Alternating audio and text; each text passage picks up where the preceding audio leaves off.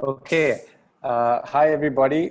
Today we have a guest from Spain, all the way from Spain. His name is Raphael Martinez Gallego. And actually, Rafa and I met last year in Valencia when I went for the ITF Level 3 exam. And for this, I'm actually very thankful to the Olympic Solidarity, the Sri Lanka Tennis Association, and also the ITF.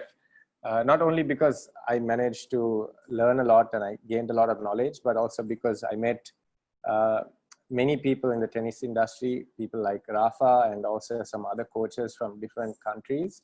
And I'm really thankful for that opportunity of being able to increase my or enlarge my network. And just to give you a brief background about Dr. Martinez Gallego, he holds a PhD in sports science and a master's degree in research sports sciences. He's currently a professor at the University of Valencia, where he lectures in sports science, as well as in other courses at the master's and postgraduate level. He is a tutor for the level 2 and level 3 courses of the Royal Spanish Tennis Federation, and also ITF qualified tutor, which is where I met him. And in addition to that, he is the head coach of a club called El Puig in Valencia, Spain. And he's written numerous scientific journals. If you go onto the ITF website, you'll find many journals and many articles that have been written by Rafa. So Rafa, thank you very much for taking the time to participate in this call. And my goal really is to try and discuss tactics with you, because I know that's your expertise, and see how some of the viewers can basically benefit from the knowledge that you have. So thanks a lot, Rafa, for joining. You're welcome, Renuk, for the invitation. For me, it's a big pleasure to be with you again, not face to face, but in the distance.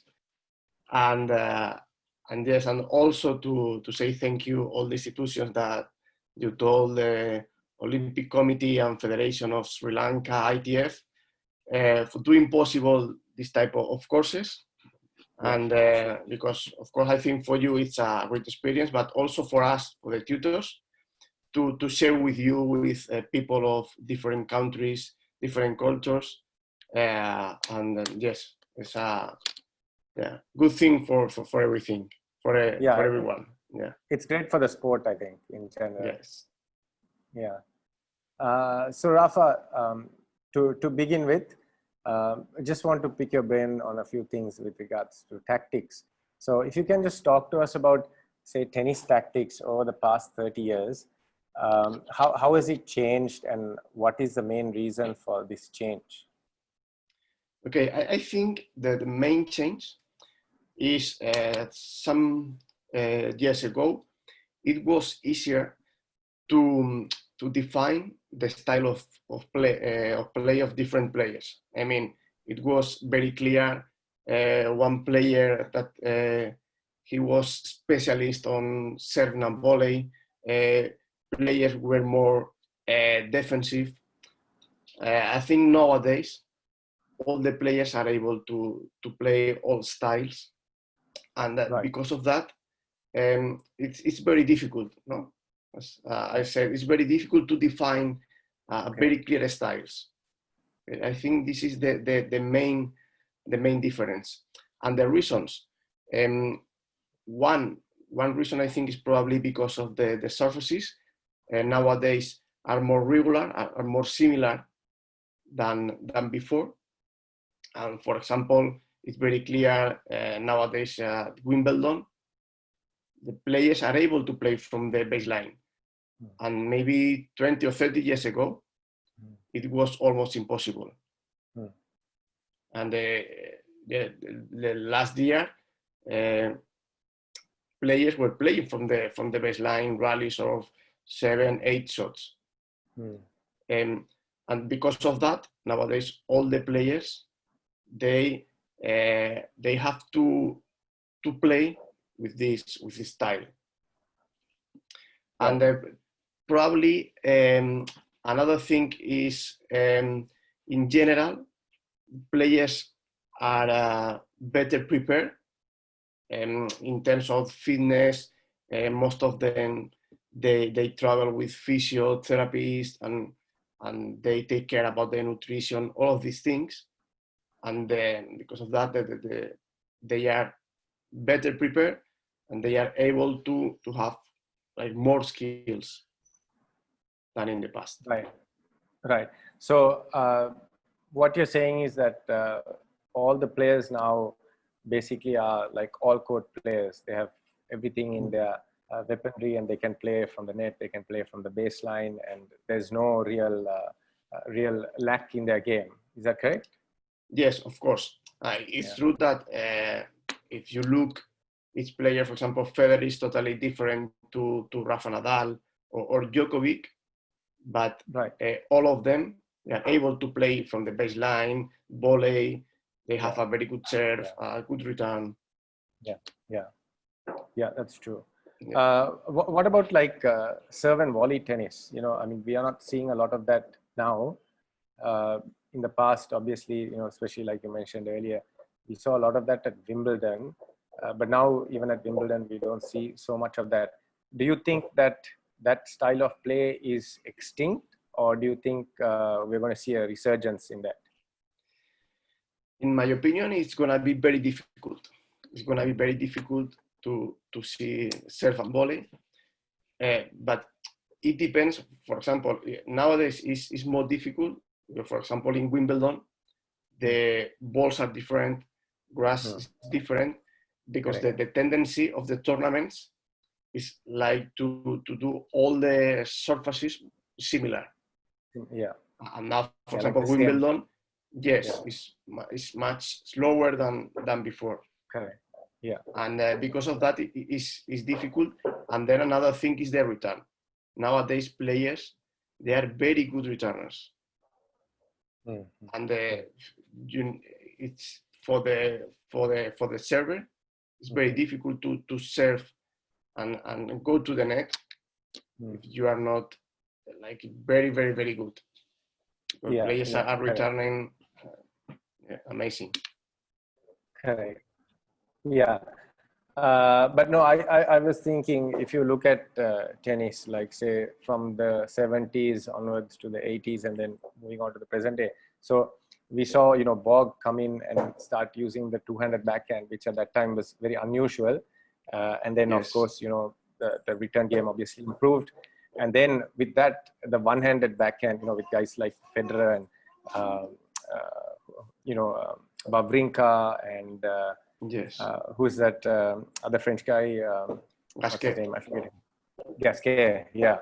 So now, you know, the one-handed backhands are, you know, as good as the two-handed backhand. So I was just wondering whether, you know, we have to see an improvement in the volley game and the net game, so that the net game kind of catches up to the baseline game, just like the one-handed backhand kind of caught up to the two-handed backhand.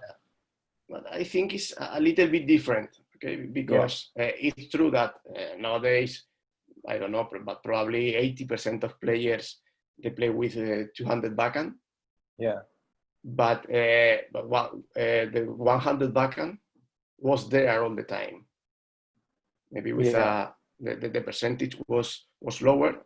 Percentage of players doing one-handed was lower, but it's still there.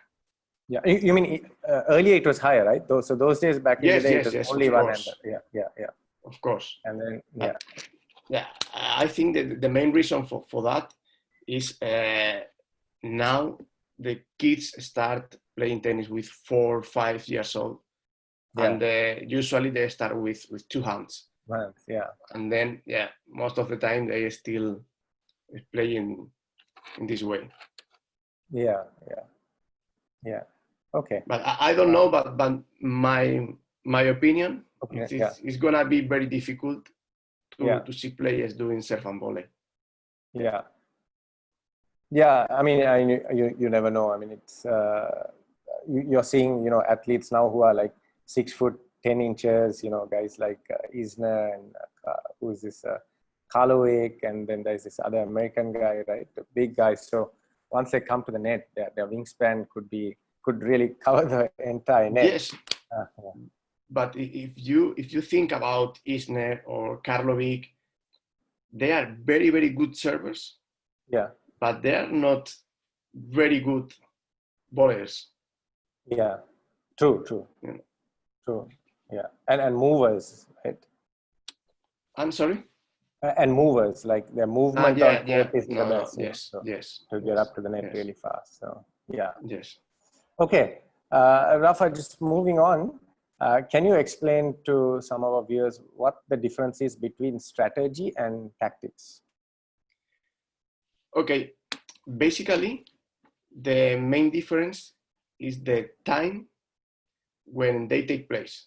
I mean, when we speak about strategy, a strategy is the plan that the player have to play the match. And the time is before. When you prepare the plan, it's before the match. This is the strategy. For example, one strategy can be to moving the opponent. And this is the strategy. And tactics are right now, are at the moment. Tactics is when the player is doing the strategy, and this is the tactic. The tactics are At the always present moment. at the present moment during the match. Yeah. If, for example, if the strategy is moving the opponent, when the player is doing a short angle during the match, this is the tactics. Yeah. Okay. This is the main difference. Right. Thanks for that clarification. Also, at what age do you think that kids should be taught tactics? I think now with the ITF play and stay and stuff like that, kids are being taught tactics very early. At around what age do you reckon they should start learning tactics? And which do you think should be taught first, tactics or technique? Okay, this is a very good question, and we speak a lot about that, because probably is the main difference between the traditional methodologies and the new methodologies. I say new because we are speaking about this game-based approach and something like that during 15 years. Okay. It's not traditional. Yeah. I think we should teach tactics from the first day. Okay. The first day that a kid come to the court, it doesn't matter if he's 4 years old, 5 years old, we can start teaching tactics. And it's also important because tactics are the reason, are the logic of the game. And kids, they need to know what is the reason and for what I need this shot. Or usually when we start with, for example, with first day, we're going to start with the forehand, and we explain all the biomechanics of forehand, blah blah blah blah blah. But most of the time, the kids, they don't know why they need this movement, this shot. But if we start with them explaining or doing a game and creating them the desire to learn the shot or the biomechanics, is much easier. Because usually, I don't know there in Sri Lanka but when I work with kids, they don't like very much to do basket with repetitions, 10 forehands, because they want to play. Right, absolutely, yeah. No, you're right. You're absolutely. I think that's universal. All kids want to, they want to play games. Yes, and if you give them a game, you propose a game, and they are not able to achieve the goal of the game, then it's much easier to take them and say, okay, I'm gonna give you, or I'm gonna help you with some tips for your forehand or your backhand or yourself to improve and to do better this game. His motivation is totally different. Mm-hmm. And because of that, I think it's important. I don't know if it's tactics first or technique, but for sure at the same time. Right. Okay. Okay. But now, as you mentioned earlier, you have kids coming who are like 4 or 5 years old, now to play tennis. Teaching tactics isn't very easy, right? I mean, even at that level, getting them just to hit the ball sometimes is a big challenge. Yes, but we need to modify the game. Because of that, it's very important to use the balls, soft balls, the appropriate rackets, with the mini tennis. All of these things are very important, but and sometimes it's not enough. For example, with 4 years old kids or 5, they cannot play with red balls. Yeah. But you can teach them consistency just rolling the ball, the floor. Right. Okay. Got it. Or doing like hockey tennis to move the opponent. Right. Or sure. Okay. It's possible to help them to understand the logic of the game, the tactics, modifying the rules and the equipment, everything. Right. Okay. Got it. Also, Rafa, I know that you lecture at the University of Valencia and you lecture in tactics, if I'm not mistaken, right? And this is tactics in sport in general, right? So multiple sport, not just tennis, right? But multiple sports. Is that correct? Yes, I'm teaching a subject that is called technique and tactics. Okay. Okay. Yes. Okay. So can you just talk to us about maybe the similarities of tactics in various sports?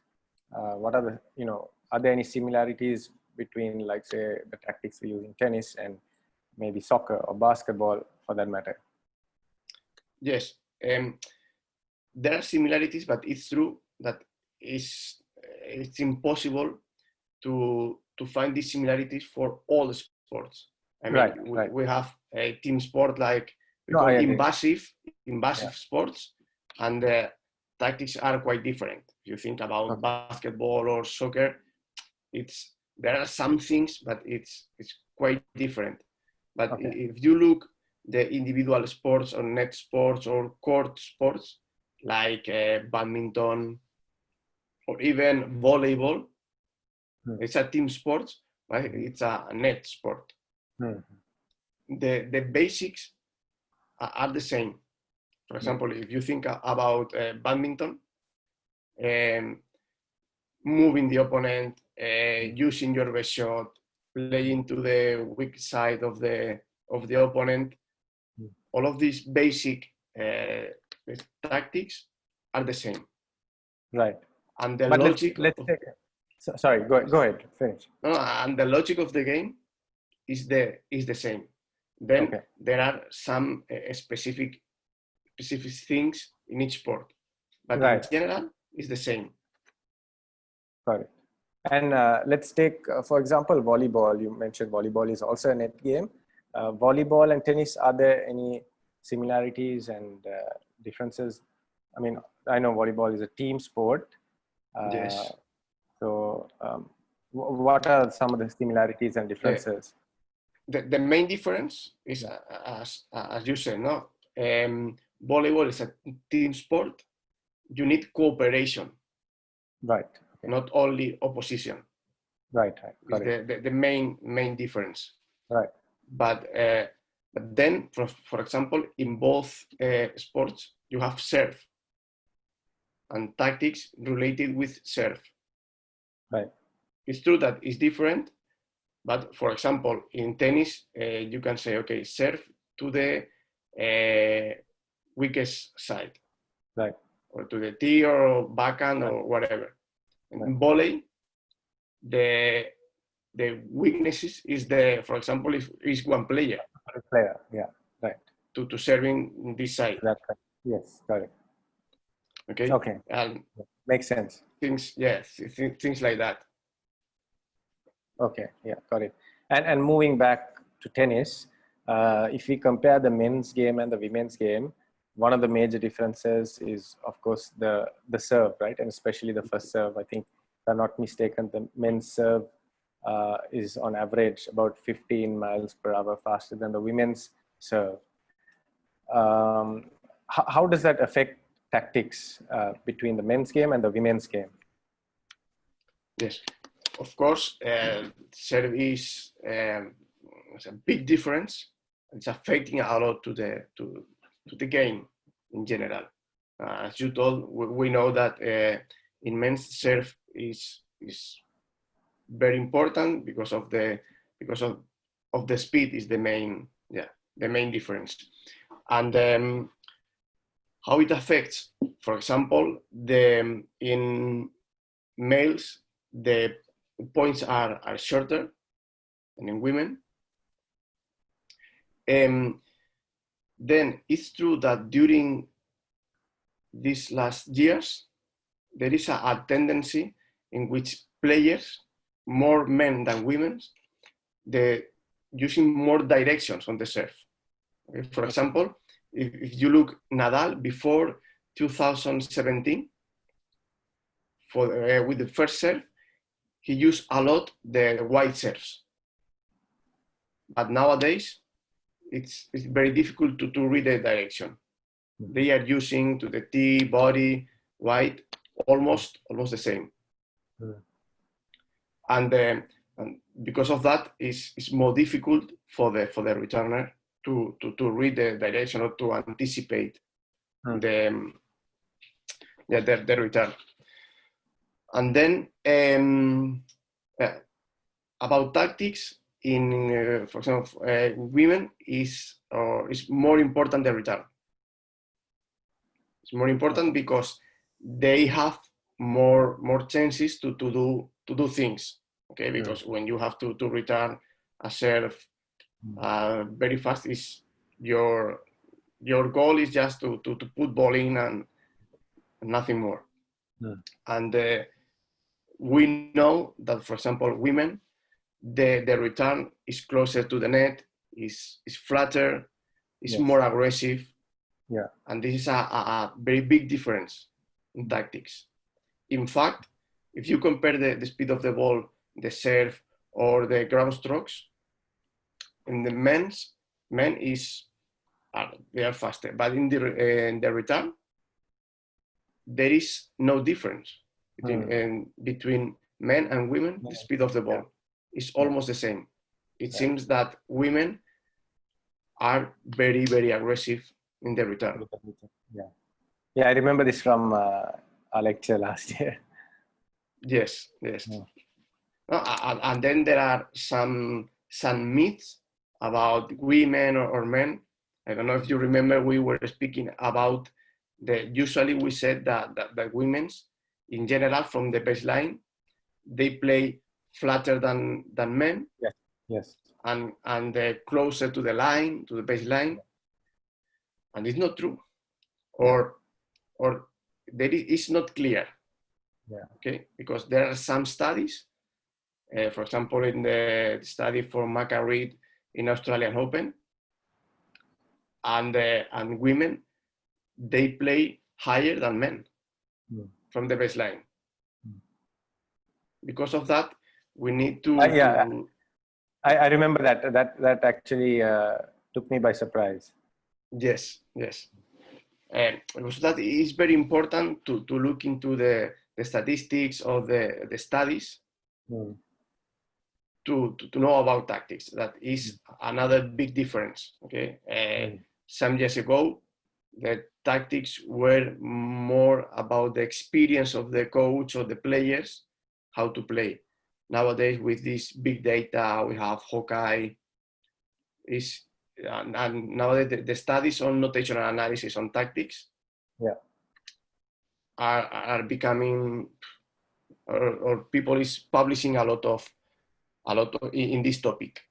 Sure. And it's important for coaches to know this type of information, because this is objective information. Right. So today tactics are more statistics and data driven than experience driven. Right? Yes. I'm not saying that, okay, forget about your experience. And no. It's not. No, I understand. Yes, no. I'm not saying to go from the experience to the data. No. Yeah. I think we have to balance. Yeah. To balance sure. it. Sure. It's important, to know the data, and then of course, if you are experienced coach, and use your knowledge. Sure. Yeah. So a nice balance between the two would work. Yes.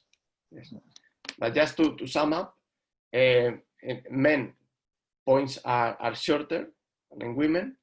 Women, their return, or the aggressive return, is very important, and because of that, it's very important to work on, in general, in both of them, serve and return, because we know that in around 70, it depends on the surface, or men and women, but between 70-80% of points are between 1 to 4 shots. Yeah, correct. And can you also just mention some of the most commonly used tactics by the top professionals of today? For me nowadays is more difficult than in the past, for the same reason that I told you, because nowadays, all the players are all around, and they are able to play from the baseline. They have a good serve. But we know, for example, that one thing is the importance of the serve. Maybe if you look at Rafa, he doesn't have a very, very good serve, but okay, it's not bad. And he's able to serve and 200 kilometers per hour in different directions. In the past, there were some players that they just put the serve in and play. Nowadays, this is not possible. Yeah. Then I think that like when you say, not a very good serve, it's a very relative term. I mean, maybe compared to a Isner or a Kyrgios, maybe not very good, but still, if you look at the number of times he holds serve, the percentage is very high. And like you said, his placement has improved. If you look at Rafa, I think when he first came and when he won his first French Open, if you look at his serve at that time and you look at it now, there's a huge difference, and there's a big improvement. Serve is bigger. He's also, like you said, moving the serve much more. And also, I think a little bit more accurate and precise than he was back when he first won the French Open. And one key aspect for me with these top guys like Rafa, Federer, Djokovic, is that they are learning always. They are trying to do different things. They are changing his tactics. Like Rafa changed the serve, I don't know how many times. Now is much more aggressive than in the past. And Federer the same. And Djokovic as well. Like 2016, he went through a bit of a bad patch with, especially with his serve, I think. And then his serve, pre-2016 and post-2016 is drastically different. Yes, and I think this is important to understand for coaches and players, because sometimes we are looking for the most important tactics, and these guys, they are changing all the time depending on the needs. And for me, this is one of the most important things for a player. Is the players, they need to adapt to the situations, and they are all the time learning new things, doing new things. But it's true. There are some some things that are important or are common in the tennis in high performance. For example, I said that the variation, the first serve, for example, and the return, it's very important. And there are a lot of players that they don't know that a very good return, for example, for the first serve is to the middle. And if you observe most of the players, if you observe the return of the first serve is to the middle, deep to the middle. Yeah, correct. And this is a common tactic. Yeah. Yeah. And then from the baseline, I will say that you need to be aggressive. I mean, you have to have a very good defense, but you cannot play high performance only with defense. Yeah. Nowadays, there are not defensive players. Yeah. When people say, no, Rafa is a defensive player. Okay, come on. It's not true. It's not true. No. It's an amazing defender, but then when they need Rafa or every player that is there, when they need to attack from the baseline, they are able to attack. Sure. And I will say like these 3 or 4 things. Right. And also then it's important to look each player to find the patterns, the tactics that they usually use. More than because it's very difficult to speak like in general. Yeah, sure. And it's interesting. I think now there are, the players are actually, some of them like Djokovic, for example. If I'm not mistaken, he hired Craig O'Shaughnessy, and then there was talk that Federer basically was using some software where they, analyze other players' patterns and stuff like that. So now players are kind of investing in data like this. Yes. And in fact, tennis is one of the last sports using, or not the sport in general, but players. Yeah. These tools. Like analytics or data. Yeah. But it's a must. There are coaches that they say that I don't believe in statistics. I don't like to use. It's okay, but it's gonna be like it's a must. You need to, as I said before. I'm not saying that data is everything and numbers are everything. No. The experience, it's very important, but having a base of data is helping you a lot. And if you know that one player in moments of pressure, the 80% of the times is doing that, it's a very good advantage. Yeah, for sure. And Djokovic, for example, I know is working with this type of information during many years. And the guy, I know they know, for example, about the serve. He has a lot of information of the opponents. When we're speaking about the return, but this guy is very good returning, but because he knows most of the times when if the ball is coming here or there. Right. So he's well prepared before he gets on the court. Yes. Okay. Yeah. Rafa, actually, getting to a little bit more of like your studies, just for information for people out there who are looking at different opportunities within the sports industry as well. I know you did a PhD in sports science.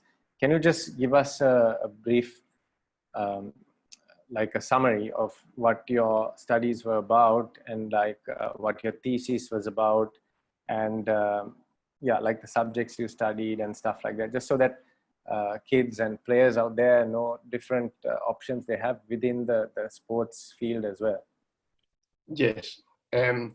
Yes, my path is a little bit, it's not usual because I studied computing Right. Okay. first. Yeah. Right. It's true that finally now I'm working on tactics and data, and I'm using some things of that. Right.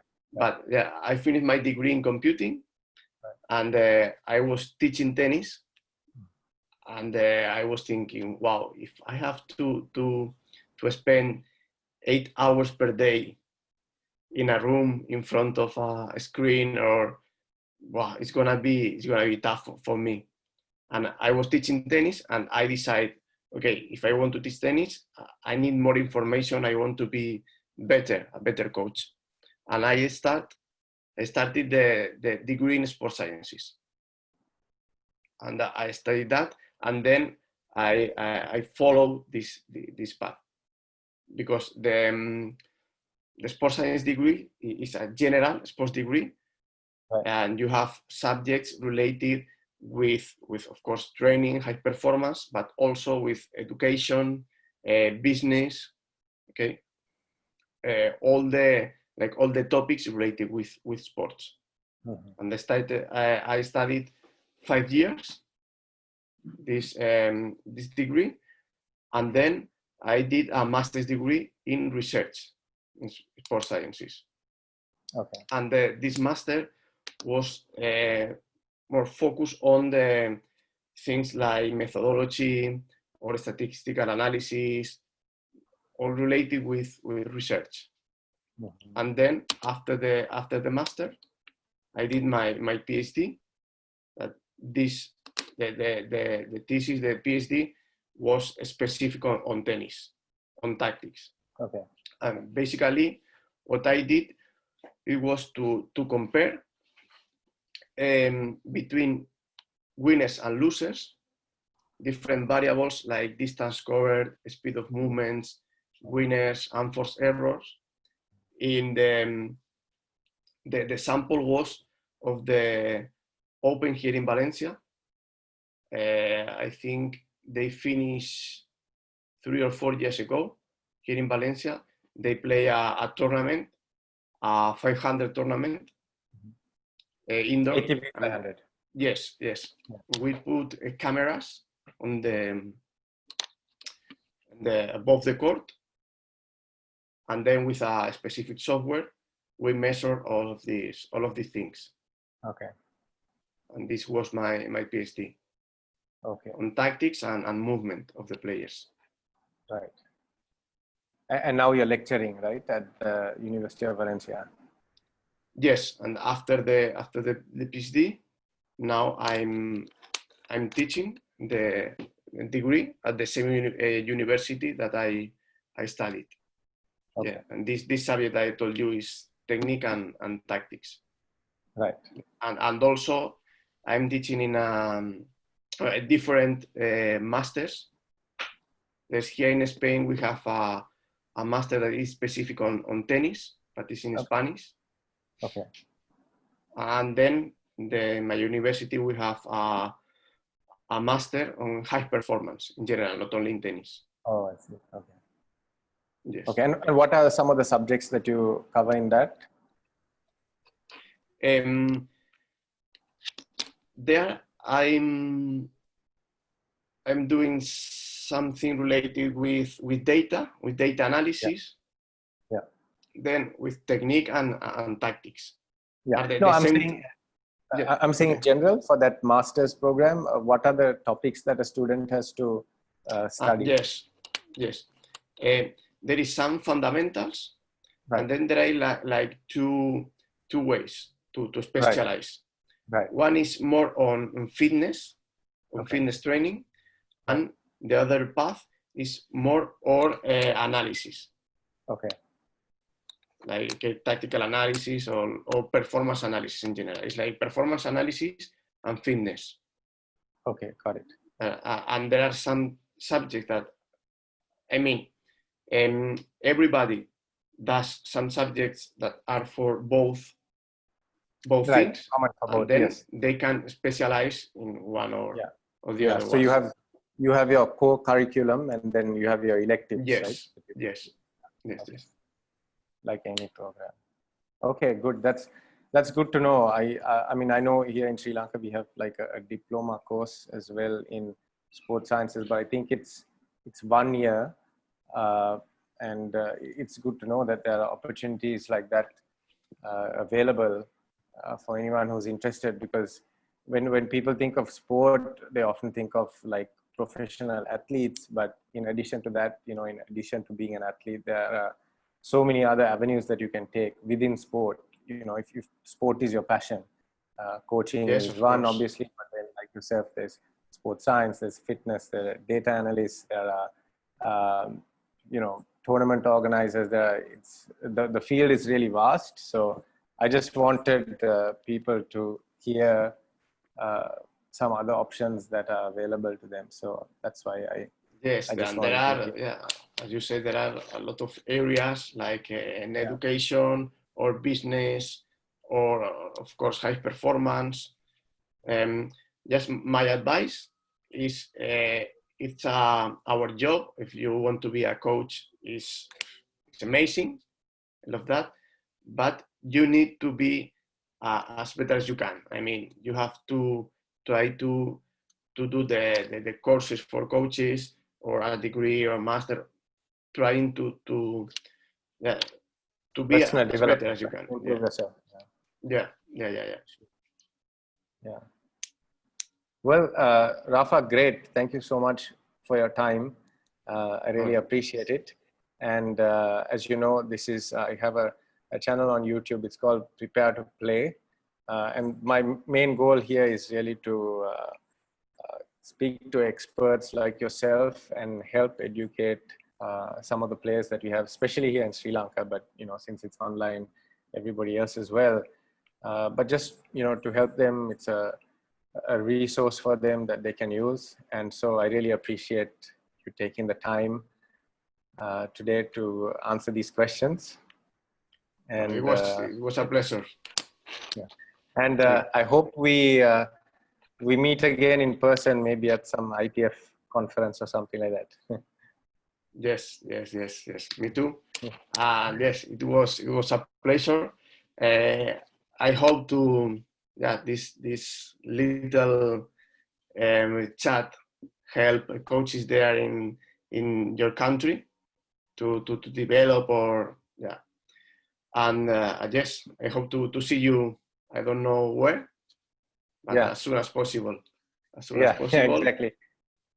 Yeah, and yes, and I hope that I know that then in Sri Lanka things are better than here in Spain with this COVID pandemic. But okay, but send you regards, and I hope that things still quite good. Yeah. Thanks, Rafa. Thank you very much, and good luck to you too. I hope you stay safe, and we'll catch you soon.